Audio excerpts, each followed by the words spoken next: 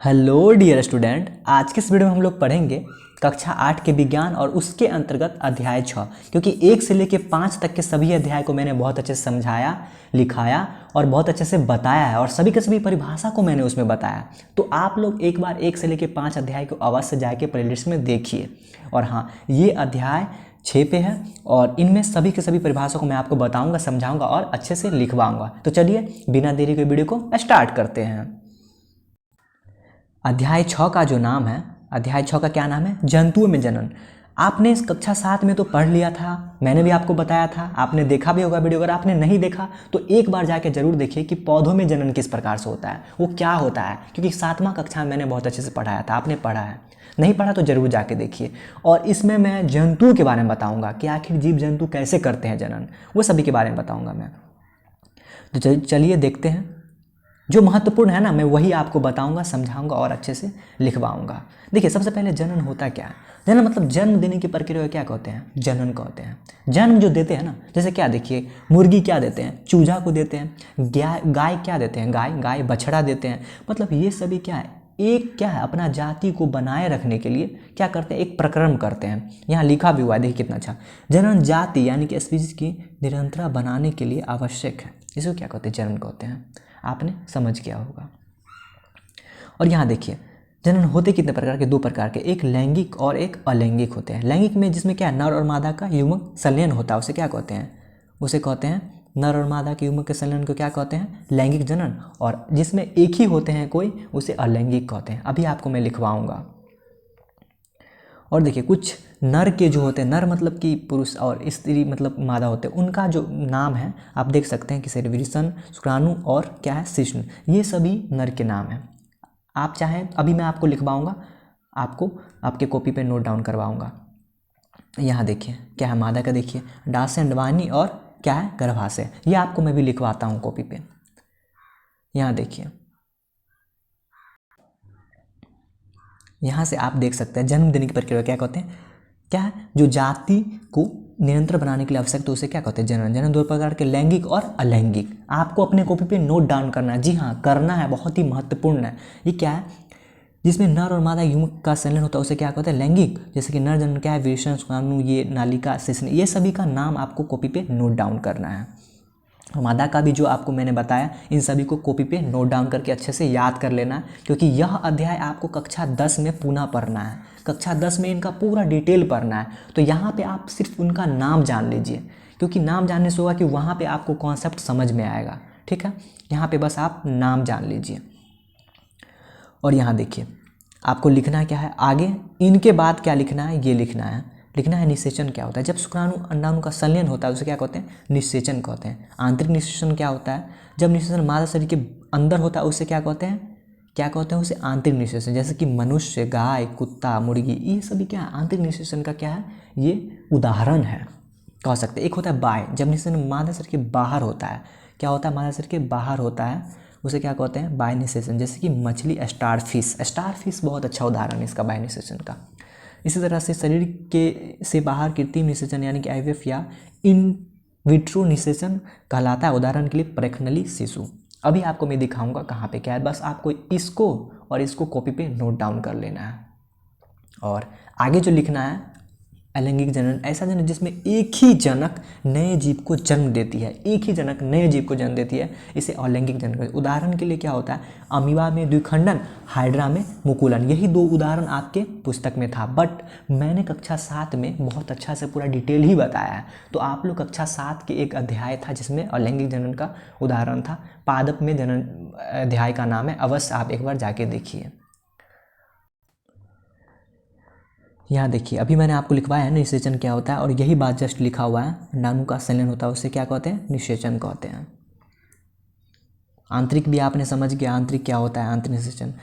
जब देखिए अंदर, आंतरिक कोई भी शब्द अगर आंतरिक है तो मतलब अंदर, और बाहरी मतलब बाह्य जो होती है, बस यही जानना है।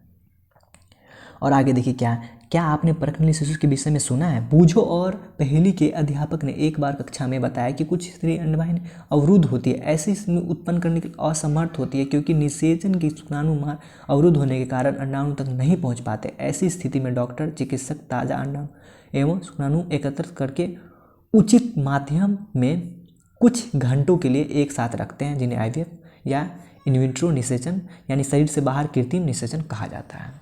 और इससे बने जो नए होते हैं, तकनीकी द्वारा बने जन्मे जो शिशु होते हैं उसे क्या कहते हैं, परखनली शिशु कहते हैं। यह आपको जानना चाहिए। देखिए मेढक के किस प्रकार से अंडे होते हैं, मेढक के अंडे देख सकते हैं किस प्रकार से हैं। यह बाह्य निषेचन का उदाहरण है। बाह्य, आंतरिक आपने समझ गया, मनुष्य किसका उदाहरण है, आंतरिक, और ये बाह्य निषेचन का। और यहाँ पे देखिए क्या लिखा हुआ है, मछली और मेढक एक साथ सैकड़ों अंडे क्यों देते हैं जबकि मुर्गों के समय केवल एक ही अंडा देती है। मतलब कहने का मतलब सभी स्पीशीज में अलग अलग गुण होते हैं। और हाँ, मछली और ये क्या है, मेढक, ये सब बाह्य निषेचन का क्या है, उदाहरण है।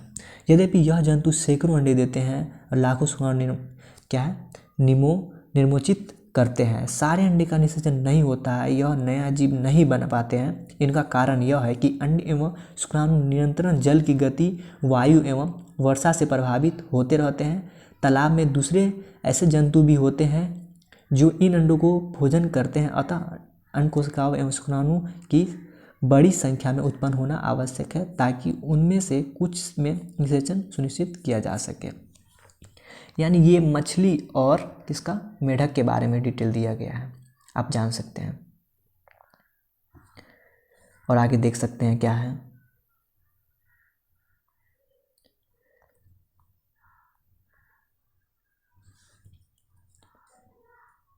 क्या निषेचन के परिणाम स्वरूप ह्यूमरस बनता है जो विकसित होकर भ्रूण में परिवर्तित होता है।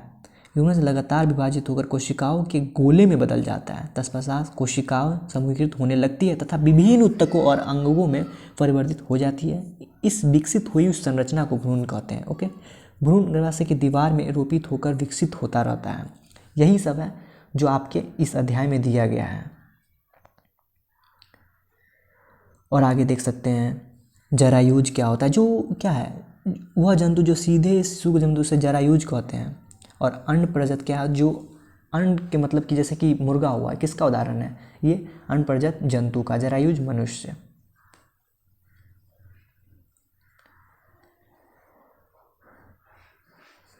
और आगे देखिए यहाँ पे कुछ लिखा हुआ है, मेढक में अंडे से प्राप्त करके वयस्क बनने की विभिन्न अवस्थाओं को प्रक्षेपण कीजिए। हम 3 स्पष्ट अवस्थाओं चरणों को देख पाते हैं, अंडा, टेडपोल जिसे लार्वा कहते हैं, वयस्क। ये किसका, ये मेढक का उदाहरण है। मेढक के उदाहरण मैंने कक्षा 7 में भी आपको बताया था।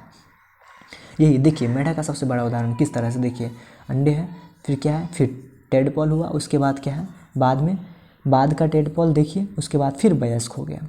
मतलब इस तरह से इसका जीवन चक्र चलता रहता है। किसका जीवन चक्र चलता रहता है, मेढक का। आपने समझ गया होगा। और बाकी के मैंने जो लिखवाया था ना, उन्हें भी आपको लिखना ही है कॉपी पे, नोट डाउन करना बहुत अच्छे से, और उन्हें अच्छे से याद कर लेना है, समझना भी है, क्योंकि कक्षा 10 में आपको वैसे ही समझना है, तो घबराने की आवश्यकता नहीं है। और आगे देख सकते हैं अलैंगिक जनन क्या होता है, क्या है। अब तक हमने यह जनन प्रक्रम का अध्ययन कर उन जंतुओं में पढ़ा है जिनमें हम परिचित हैं, परंतु अत्यंत छोटे जैसे कि हाइड्रा, सूक्ष्म जीव जंतु जैसे कि अमीबा में जनन किस प्रकार होता है, क्या आप उनके प्रजनन करने के ढंग के विषय में जानते हैं। आइए इसका पता लगाते हैं। यानी किसका, अमीबा और हाइड्रा, ये सभी के बारे में आप आगे पता लगाते हैं। देखिए क्या सबसे बढ़िया क्या दिया हुआ है, हाइड्रा में क्या होता है, डायरेक्ट प्रश्न पूछा जाता है कि मुकुलन किस में होता है, हाइड्रा में होता है, ऐसे याद करिएगा। प्रत्येक हाइड्रा में एक या अधिक क्या है, उभार दिखाई दे सकते हैं। यह उभार विकसित होते हुए नए जीव हैं जिन्हें मुकुल कहते हैं। हाइड्रा में क्या होता है, मुकुल होता है। आपने यह समझ गया। स्मरण कीजिए कि ईस्ट में भी मुकुल दिखाई देता है। ईस्ट में भी, ईस्ट और हाइड्रा में क्या उदाहरण हो सकता है, ईस्ट और हाइड्रा में क्या होता है, मुकुलन होता है। कक्षा 7 में मैंने आपको बताया था। हाइड्रा में भी एक एकल जनक से निकलने वाले उदर से नए जीव का विकास होता है। इस प्रकार के जन्म को, जिसमें केवल एक ही जनक नए जीव को जन्म देता है, इसे अलैंगिक जनन कहते हैं। हाइड्रा में मुकुल से नया जीव विकसित होता है, इसलिए इस प्रकार के जनन मुकुलन कहते हैं। यानी हाइड्रा और ईस्ट में क्या होता है, हाइड्रा ईस्ट में क्या होता है, हाइड्रा और ईस्ट में मुकुलन होता है। आपने समझ गया होगा। अलैंगिक जनन की अन्य विधि अमीबा में दिखाई देती है। आइए यह कैसे होता है। आप अमीबा की संरचना के विषय में पढ़ चुके हैं। आपको स्मरण होगा कि अमीबा एक कोशिकीय जीव है। यानी कि अमीबा क्या है, एक कोशिकीय जीव है। आपको यह अच्छे से पता है, पहले से ही पता है। अमीबा का है क्या है, एक कोशिकीय जीव है। इसमें केंद्रक के 2 भागों में विभाजन से जनन क्रिया आरंभ होती है। इनके क्या है, इसमें केंद्रक के 2 भागों में विभाजन के जनन क्या है, प्रारंभ होती है। बाद में कोशिका की भी 2 भागों कोशिकाओं में बढ़ जाती है, जिनमें प्रत्येक भाग में केंद्रक होता है। परिणामस्वरूप एक जनक से 2 अमीबा बनते हैं। इस प्रकार के अलिंग जनन को, जिसमें जीव विभाजित होकर 2 संतति उत्पन्न करता है, उसे क्या कहते हैं, द्विखंडन। यानी कि यहाँ से 2 प्रश्न बन गया कि हाइड्रा और इसमें क्या होता है, मुकुलन होता है, और अमीबा में क्या होता है, द्विखंडन होता है। द्विखंडन किस में होता है, अमीबा में होता है। द्विखंडन किस में होता है, अमीबा में होता है। मुकुलन एवं द्विखंडन के अतिरिक्त कुछ अन्य विधियां भी हैं, जिनके द्वारा एकल जीव संतति जीवों को क्या है, जीव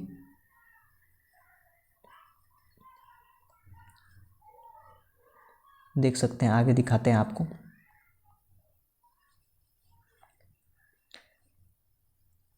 देखिए यहाँ पे सबसे बढ़िया, देखिए उदाहरण क्या है। अमीबा में द्विखंडन होता है, किस तरह से होता है, इनको आप गौर से पहले देख लीजिए। देखिए अमीबा है, उसके बाद क्या है, इसमें विभाजित 2 होते हैं, वो अलग होते हैं, क्या, केंद्रक होते हैं। उसके बाद ये दोनों इस तरह से अलग हो जाते हैं। उसके बाद ये एक नया अमीबा बन जाता है, यानी द्विखंडन। एक होते हैं और क्या बन जाते हैं, 2 बन जाते हैं। इसे क्या कहते हैं, द्विखंडन कहते हैं। और यहाँ देखिए डॉली की कहानी, क्लोन। क्लोन का मतलब होता है कि अगर एक मोबाइल आपके पास है और एक सेम ऐसा ही मोबाइल बना दिया जाए ना लैब में जाके, प्रयोगशाला में, तो इसको क्या कहा जाता है, क्लोन कहा जाता है। समझ गया आपने। यानी कि एक भेड़िया देखिए, सेम भेड़िया इसकी तरह बना दिए तो क्या हो गया, ये क्लोन है इसका। देखिए क्या लिखा हुआ है इसमें, किसी समरूप कोशिकाओं या किसी अन्य जीवित भाग अथवा संपूर्ण जीव की कृत्रिम रूप से उत्पन्न करने की प्रक्रिया क्या कहलाती है, क्लोनिंग कहलाती है। यानी किसी को किसी अन्य रूप में, ढांचे में बना देना सेम वैसे ही, उसे क्या कहते हैं, क्लोन कहलाता है, क्लोनिंग कहलाता है। किसी जंतु को सफलतापूर्वक क्लोनिंग सर्वप्रथम इयान विल्मट और उसके सहयोगियों ने एडिनबर्ग स्कॉटलैंड के रोजलिन इंस्टीट्यूट में की। उन्होंने एक भेड़ को क्लोन किया जिसका नाम डॉली रखा। यानी कि पहली बार क्लोनिंग किसको किया गया था, डॉली को किया गया था, जो क्या था, भेड़ था। इनका जन्म 5 जुलाई 1996 में हुआ। यह क्लोन किया जाने का पहला स्तनधारी है था। यानी कि उसको सेम उसी तरह बना दिया जाना। देखिए फिनडॉर्फेस भेड़ ऐसा था, उसके बाद स्टॉकटिस ब्लैकफेस ईव ऐसा था, स्टॉकटिस ब्लैकफेस ईव ऐसा था, और डॉली इस प्रकार से था। देखिए डॉली को क्लोनिंग करते समय फिनडॉर्फसेट नामक मादा भेड़ के स्तन ग्रंथि से एक कोशिका एकत्रित की गई।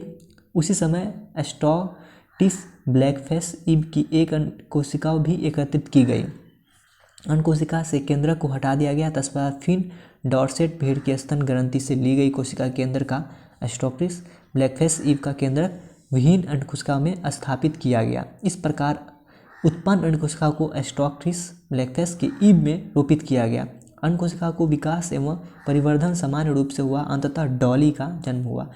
यद्यपि स्टॉकटिस ब्लैकफेस ईव की डॉली को जन्म दिया गया, परंतु डॉली फिनडॉर्फेस भेड़ में समरूप था, जिससे केंद्रक लिया गया था, क्योंकि स्टॉकटिस ब्लैकफेस ईव की केंद्रक को अंड कोशिका से हटा दिया गया था। अतः डॉली में स्टॉकटिस ब्लैकफेस ईव को कोई भी लक्षण परिचित नहीं हुआ। डॉली एक फिनडॉर्सेट भेड़ की स्वच्छ क्लोन थी, जिसे प्राकृतिक लैंगिक जनन के अनेक संततियों को जन्म दिया। दुर्भाग्य से फेफड़ों के रोग के कारण 14 फरवरी 2003 को उनकी क्या हो गई, मृत्यु हो गई। यानी कि बनाया तो गया किसको, फिनडॉर्सेट भेड़ और क्या है, ब्लैकफेस ईव को, दोनों को एक साथ क्या करके क्लोनिंग करके क्या बनाया गया, एक डॉली बनाया गया था। यह प्रयोगशाला में बनाया गया था। आपको बस ये जानना क्या किया गया था, क्लोनिंग किया था। डॉली के बाद स्तनधारी क्लोन बनाने के लिए अनेक प्रयास किए गए, परंतु बहु जन्म से पहले ही मर गए तथा कुछ जन्म के बाद ही मृत्यु हो गई। क्लोन वाले जंतुओं में अक्सर जन्म अनेक विकृतियाँ होती है। यानी बनाया तो गया था, लेकिन वो कुछ समय बाद मर गया। यानी कहने का मतलब क्लोन बनाया जा सकता है। आने वाला समय में, आने वाला भविष्य में इन पे कार्य किया जाए, यदि वैज्ञानिक तरीका से अच्छे से कार्य किया जाए तो बनाया जा सकता है। यह बहुत ही महत्वपूर्ण है, क्योंकि क्लोन के बारे में आपको जानना बहुत ज़रूरी है। जैसे कि देख रहे हैं ना, आप मोबाइल देख रहे हैं, एक सेम ऐसे ही मोबाइल बना दिया इसको क्लोन, लेकिन ना यहाँ तो सजीव, निर्जीव तो बना सकते हैं, लेकिन सजीव को बनाना बहुत ही कठिन होता है। सजीव में बनाना बहुत मुश्किल हो जाता है। इसलिए ये क्लोन बनाया तो गया था। पहला क्या था, डॉली नाम की क्या थी, भेड़ बनाए गए थे, लेकिन वो कुछ दिन फेफड़ा में रोग के कारण वो जी नहीं पाए, उनका मृत्यु हो गया। 14 फरवरी 2003। कोई डेट तो नहीं याद रखना, बस आपको पता रखना है कि पहली भेड़ कौन सी थी, उनका क्लोनिंग क्या था। और यहाँ देखिए कुछ लिखा हुआ है, यहाँ क्या क्या लिखा हुआ है आप देखिए। क्या जंतु 2 विधियों द्वारा प्रजनन करते हैं, पहला लैंगिक, दूसरा अलैंगिक। आपने जान गया था। नर युग्म को मादा युग्म के संलयन द्वारा अलैंगिक जनन कहलाता है। यानी जब दोनों होते हैं ना, नर और मादा दोनों होते हैं ना, नर और मादा दोनों होते हैं, उसे क्या कहते हैं, लैंगिक। और किसी एक होता है तो उसे अलैंगिक। आपने समझ किया होगा। मादा का अंग आप देख सकते हैं किस तरह से अंडाशय, अंडवाहिनी और गर्भाशय। क्या है ये सब, ये मादा का। और नर का क्या है ये आप देख सकते हैं, शिश्न, ये सभी। और क्या है, अंडाशय युग्मक की उत्पन्न करती है जिसे अंडाणु अथवा अंड कोशिका कहते हैं। वृषण नर युग्मक उत्पन्न करते हैं जिसे शुक्राणु कहते हैं। आपने समझ किया होगा कि कौन कहाँ होता है। अंडाणु और शुक्राणु का संयोजन क्या कहलाता है, निषेचन कहलाता है। मैंने आपको जस्ट अभी आपको लिखवाया भी था, तो आपको इसे अपने स्तर से अवश्य पढ़ना है। और देखिए क्या लिखा हुआ है, मुर्गी, मेंढक, छिपकली, तितली जैसे जंतु जो अंडे देते हैं उसे क्या कहते हैं, अंड प्रजनक जंतु कहते हैं। जो मैंने लिखवाया था ना, बस वही इसमें से रहता है, मतलब इसी में से रहता है लगभग। जो आपके लिए महत्वपूर्ण था वो मैं आपको नोट डाउन करवाता हूँ, आपने किया भी होगा। अभी एक बार और दिखा देता हूँ आपको। यानी पहले आपको ये लिखना था, पूरा आपके कॉपी में नोट डाउन होना चाहिए था। फिर उसके बाद क्या,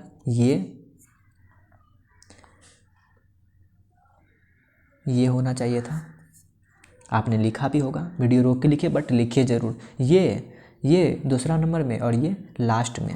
इसको क्या लिखना है, लास्ट में ये लिखना है। यानी ये सभी को आपके कॉपी पे लिखना चाहिए। आप चाहे तो यहाँ पे एक और उदाहरण लिख सकते हैं, किसका, ईस्ट का। यहाँ पे ईस्ट का लिख सकते हैं। ईस्ट भी किसका उदाहरण है, मुकुलन का। ठीक है, आप चाहे तो लिख सकते हैं, अवश्य लिखिए। तो ये सभी आपके कॉपी पे आशा करता हूँ नोट डाउन हो चुका होगा। वीडियो को रोक के लिखिए, कोई बड़ा वीडियो नहीं होता, 20 से 25 मिनट का ही वीडियो होता है मेरा। तो आप अवश्य ही वीडियो को रोक के लिखिए, बट लिखिए ज़रूर। इस प्रकार आपने समझ गया लैंगिक क्या होता है, द्विखंडन, मुकुलन क्या होता है, अंडे भ्रूण क्या होता है, बाह्य निषेचन, निषेचन, गर्भ, आंतरिक निषेचन, कायांतरण। कायांतरण मतलब एक अवस्था से दूसरी अवस्था तक जाना कायांतरण कहलाता है। उसके बाद अनप्रजनन जंतु, लैंगिक जनन, शुक्राणु, जरायुन जंतु, युग्मनज क्या होता है, इन सभी के बारे में आपने जान गया। युग्मनज का मतलब होता है कि जब दो चीज़ मिलता है ना, उसे क्या कहते हैं, जब दो चीज़ मिलता है ना, उसे क्या कहते हैं, युग्मनज कहते हैं। बस यही है। आपके कॉपी पे बाकी चीज़ नोट डाउन हो चुका होगा। आप चाहे तो इनमें से बना भी सकते हैं। आंतरिक में क्या होता है, क्या है, शरीर के क्या होता है, शरीर के क्या है, मादा के शरीर में होता है। यानी कि आंतरिक मतलब अंदर होता है बस। और इस प्रकार से यहाँ पे ट्रू फॉल्स का आप सही क्या है गलत क्या है टिक मार सकते हैं अपने स्तर से। एक बार पुस्तक अवश्य पढ़िए और मार सकते हैं टिक, अवश्य मारिए। और यहाँ देखिए क्या लिखा हुआ है लास्ट में। क्या आप जानते हैं मधुमक्खी के छत्ते में रुधिर संगठन देखा गया है। कई हजार क्या है, मक्षिकाओं की कॉलोनी है। केवल एक ही मधुमक्खी अंडे देती है, यह मक्षिका रानी मक्षिका कहलाती है। और अन्य सभी मादा मक्षिका कभी मक्षिका होती है, उनका मुख्य कार्य छत्ता बनाना होता है, नन्ही सी देखभाल करना होता है। नन्ही की देखभाल, रानी मक्षिका को पर्याप्त भोजन देकर स्वास्थ्य रखना, उन्हें अंडे दे सके। रानी मक्षिका हजारों अंडे देती है। निषेचन अंडे के मादा बनाती है, जबकि अंडे निषेचन के नर बनाते हैं। ड्रोन कहलाती है, क्या कहलाती है, ड्रोन कहलाती है। इन कर्मी मक्षिकाओं का काम होता है कि वो अंडों को ऊष्मनन हेतु छत्ते का 35 सेल्सियस बनाए रखे। यानी कि कहने का मतलब, एक मधुमक्खी आपने देखा है ना, मधुमक्खी देखा है, ये मधुमक्खी में एक रानी मधुमक्खी होती है। और रानी मधुमक्खी जो होती है वो मधुमक्खी छत्ते के अंदर होती है रानी मधुमक्खी। और छोटे छोटे जो मधुमक्खी होते हैं ना, उनकी रक्षा करती है और उनके जो उष्णन का संतुलन बनाए रखती है। और वह मधुमक्खी बाकी सभी मधुमक्खी उनका सुरक्षा करती है, ताकि वह रानी मधुमक्खी जो होती है उनको मक्षिका कहा जाता है। तो रानी मक्षिका को क्या करती है, वो देखभाल करती है। इस प्रकार से वो बड़े बड़े छाता बनाए रहती है, ताकि वो रानी जो मक्षिका होती है वो अंडा अच्छे से दे सके। तो इस प्रकार से आपने कक्षा 8 के जो अध्याय थे आपने समझ गया होगा। जंतु इमेजरण कक्षा 8 के अध्याय 6 आपने समझ गया होगा। आशा करता हूँ ये वीडियो बहुत आपको अच्छा लगा। अगर अच्छा हो तो हमारे चैनल को सब्सक्राइब अवश्य कर दीजिए, वीडियो को लाइक कर दीजिए। बाकी के अध्याय को भी मैं आपको बहुत अच्छे से समझाऊंगा, लिखवाऊंगा और बताऊंगा, जैसा कि मैंने पिछले अध्याय में भी आपको बताया था। तो मिलते हैं नेक्स्ट वीडियो में, तब तक के लिए धन्यवाद, टेक केयर।